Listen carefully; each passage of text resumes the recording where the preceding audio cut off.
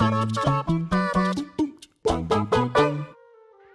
one of the most detailed and downright impressive digital creations ever put to code, the staggering amount of things to see, do, and interact with across Red Dead Redemption 2 is something else entirely. Its placement in gaming history is legend. 2018's award season had it and God of War go toe-to-toe across any number of outlets, and for every Best Action award that God of War hoovered up, Red Dead took everything else. Best story, script, characters, acting performances, etc., Rockstar have pulled off the Herculean task of writing a 50 to 70 hour epic where every single individual is memorable, worth dissecting and championing. All that said though, as the story wraps up, Red Dead 2's body count starts to pile up. Hardly anyone makes it out alive, and even for those that do, you'll have to delve pretty deep into surrounding conversations to find where they end up. So for the sake of definitively pinning down where every last character is at the close of the story, I'm Scott, joined by Josh, from WhatCulture.com, and this is Red Dead Redemption 2, What Happened to Every Character.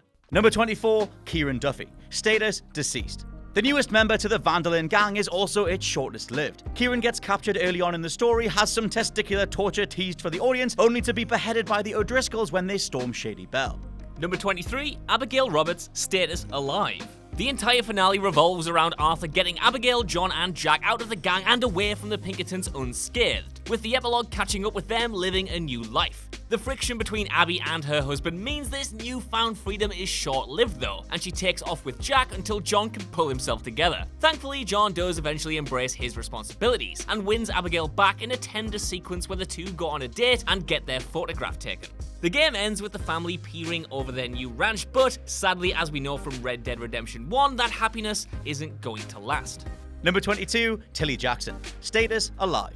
An outlaw from the age of 12, Tilly is relatively innocent in the grand scheme of things, and fortunately she makes it out of the crossfire of the gang's destruction relatively unharmed, escaping with Abigail, Sadie, and Jack. Putting the only life she's known behind her, one which was always unkind, Tilly goes on to marry a lawyer named Pierre, with whom she has a young daughter. Brilliantly, you can bump into Tilly while playing as John in Saint Denis, and later she'll write him a letter going into detail about her new life, her family, and just how prosperous everything has been for her.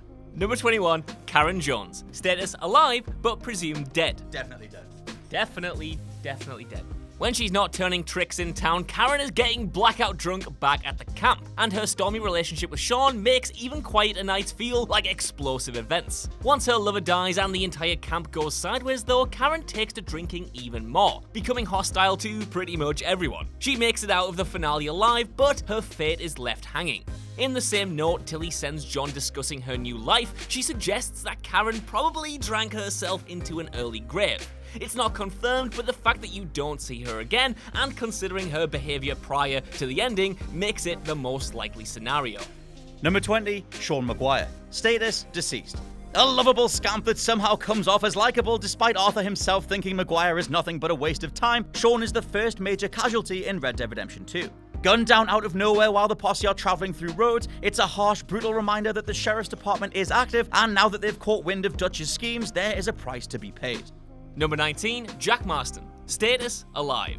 Perhaps the only truly innocent person in the Van der Linde gang is Jack, on account of him being 4 years old. Still, he sees his fair share of horrors, to the point where Arthur, Abigail, and John all want nothing more than to free him from this life, and live something resembling normal domestic bliss. Sadly, because Red Dead Redemption 1 exists, we know that Jack is ultimately left alone, transformed into the gunslinger his dad never wanted him to be. Number 18, Reverend Swanson. Status, alive. Reverend Swanson is an absolute travesty of a man. Though he definitely has a good heart, he spends most of his time in the camp in a pit of alcoholism, with his mood swings and bouts of spontaneous anarchy proving him to be more of a liability than anything else. However, during Arthur's time away after the Saint Denis robbery, Swanson manages to clean up his act. With the gang imploding all around him and finally in full control of his faculties, he decides to leave. You can actually meet up with Swanson as Arthur at Emerald Station to say goodbye. And in the epilogue, Charles reveals that Swanson moved to New York, with a newspaper further explaining that he became the minister of the First Congressional Church of New York. Good on him. Number 17, Pearson. Status, alive. As the camp's cook, Pearson clearly loved the spirit of being an outlaw, but his talents were better spent elsewhere. It's not much of a surprise then that after Arthur is killed and the Van der Linde gang disbands, Pearson takes a job at the general store in Rhodes. During the epilogue, the former cook is happily married and settled down, however. You can even visit him for unique dialogue and some artifacts relating to his previous life hang on the walls. Number 16, MARY-BETH GASKILL. Status, alive. The thief of the camp, MARY-BETH's proficiency as a sleuth and outlaw get matched by a kind personality, which made her a source of romantic tension for a few men in the camp. However, it's mentioned a few times through the game that her real passion is literature, and she can be found reading around the campfire and even pursuing her own prose. John can actually find MARY-BETH in the epilogue at Valentine train station, where she reveals that she actually maintained this passion outside of the gang, becoming a romance novelist under the pen name Leslie DuPont, and actually giving John a copy of her latest book. Considering Tilly's letter mentions the two still keep in touch, the two women probably enjoyed the most happiness after the Van der Linde gang's collapse. Number 15, Leopold Strauss. Status, deceased. Lending money to desperate people only to forcefully take their possessions as repayment, Arthur eventually gets sick of Leopold's schemes and kicks him out of the gang. Charles later reveals to John in the epilogue that Strauss was eventually tracked down by the Pinkertons and interrogated, where he died in custody. However, despite being kicked out and being a general bastard, he stayed loyal to the end, leaving this mortal coil without confessing anything about his former companions. Number 14, HOSEA Matthews. Status, deceased. There was just no way HOSEA was going to have a happy ending. Despite being the moral compass of the entire gang and the wise old sage archetype, this particular outlaw knew he just didn't belong in a world where the Wild West was only a fairy tale. Even then, he deserved more than being gunned down in the street during a failed robbery. Thankfully, Charles points out that he buried both HOSEA and Lenny in the Blue Water Marsh, so at least that means he wasn't left just decaying in the middle of Saint Denis. Number 13, Lenny Summers. Status, deceased. Lenny was tragically killed during the botched heist in Saint Denis, shot after fighting with a police officer. Red Dead 2 is all about the death of the Wild West, the creation of law, societies, and order. Having the lovable Lenny be taken away only hammers home how much danger Dutch is continually putting the gang in. Yeah, Lenny! Number 12, Susan Grimshaw. Status, deceased. Despite being a pillar of the gang next to Dutch, Miss Grimshaw meets her maker thanks to MICAH, who takes her out during the commotion of the Pinkertons' arrival at camp right at the end of the game.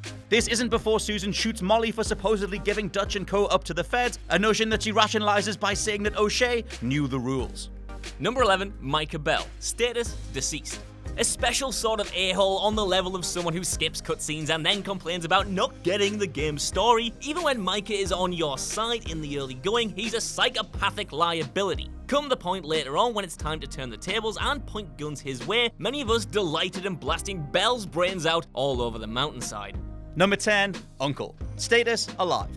Lovable oaf and chronic alcoholic, we always knew Uncle was going to survive Red Dead Redemption 2 because he's working on John's stable in the original game. Metaphorically, Uncle represents that part of us that just wants to lay about, the freeloading easygoer who benefits from everyone else getting their hands dirty just so he can wait for a handout. Still, to be honest, he's so brilliantly written, you're always glad to have him around. Number 9, Sadie Adler. Status, alive. Possibly the most ferocious character Rockstar have ever written, Sadie's transformation from everyday housewife to blood-soaked deranged killer is genuinely terrifying. Sadie's final scene involves attending John and Abigail's wedding before taking off. It's worth noting that when discussing a place to finally retire, Sadie cites South America, so she could very much still be alive. Number 8, John Marston. Status, alive. Main character of the first Red Dead Redemption, Rockstar's work fleshing out John's past is brilliant. We find out that not only was he involved in any number of crimes alongside the gang, but that he actively ran out on Abigail and young Jack Marston, only to be rescued when it happened again by Arthur Morgan. Following this, John mostly stays in the background. Intersecting with Arthur as the pair plan a life away from Dutch. Everything culminates in a mountainside duel at Amberino where John makes a break for it as Arthur takes on Dutch, Micah, and scores of law enforcement. Number 7, Javier Escuela. Status, alive. Another character whose very status as being alive in the first game meant they'd survive no matter what, Javier still plays a key role, walking a thin line between what's right in the moment and what his morals are clearly telling him. This carries into the original game as well, as an older Javier is much more jovial about the circumstances of his departure, clashing with John over the decision he made in the moment. Number 6, Molly O'Shea. Status, deceased. A character that I wish we'd seen far more of, Molly is cast aside as Dutch's woman. This is by design, as we get about as much look into her motivations and morals as Dutch does. The message being that Dutch just wants followers, wants people to be in love with him, but is never going to reciprocate it. This climaxes with Molly staggering into the camp, proclaiming to have sold Dutch and everyone else out, only to be gunned down by Susan Grimshaw. The reality though, she was just saying these things to lash out at a prideful Dutch, as we find out the real rat was Micah all along. Number 5, Charles Smith. Status, alive. One of the most solid and dependable figures across the whole game, Charles is a man not defined initially by his heritage, but Rockstar slowly bring that to the fore as Dutch starts to exploit Native Americans towards the end of the story. As such, Charles is every bit invested in taking down Micah and Dutch as you are, and after finishing the former off whilst suffering a gunshot, Charles takes off to finally retire and raise a family in Canada. Number 4, Bill Williamson. Status: alive. The first sub-boss of Dutch's gang as we knew it from the original game, Bill Williamson is revealed in Red Dead Redemption 2 to be a former soldier who deserted thanks to attempted murder. Naturally then, he's carried that temper and set of skills into everyday banditry. Later in the canon, Bill would form his own gang circa 1907 to 1910, but in Red Dead 2, he's last seen during the final Pinkerton attack before disappearing altogether. Number 3, Josiah TRELAWNY. Status: alive. After the tumultuous events of the Van der Linde gang imploding, TRELAWNY takes off and is never seen again. Unlike the many characters you can actually track down after the credits, Josiah's fate is as mysterious as his character's role was throughout the game. TRELAWNY always felt like he had endless irons in the fire that we never quite heard about, and as Dutch's gang falls apart, he simply turns his focus to someone else. Number 2, Arthur Morgan. Status: deceased. The lovable, ultimately good-hearted Arthur Morgan pays the price for his past no matter what you do in the game. The Red Dead Redemption 2's campaign rolls together everything you did on one massive moral scale to determine a good or bad ending. Both lead to Arthur dying as John escapes with his hat and gear. Easily one of gaming's most multifaceted and complex characters, you'll need to spend hours reading Morgan's journal to fully get his attitude towards the cowboy life and every violent act he's committed, but the payoff is unlike anything else. Number 1, Dutch Van der Linde. Status: alive. Mastermind of the entire game and roll with the punches leader of the Van der Linde gang, Dutch gets one of the most badass endings in Rockstar history. Showing up one last time at the close of John's story to gun down Micah out of nowhere, might I add, Dutch aids Marston only to wander off without saying a word. A thoroughly mysterious figure, Dutch would finally meet his maker at the close of the original Red Dead Redemption. And that is our combined list. Let us know down in the comments if there were any other characters in the background that you wondered where they ended up after the credits. But for now, I've been Scott from WhatCulture.com. And I've been Josh from WhatCulture.com. And please don't forget to check out the WhatCulture Gaming Podcast now on its own channel. And we'll catch you soon. Bye. Bye.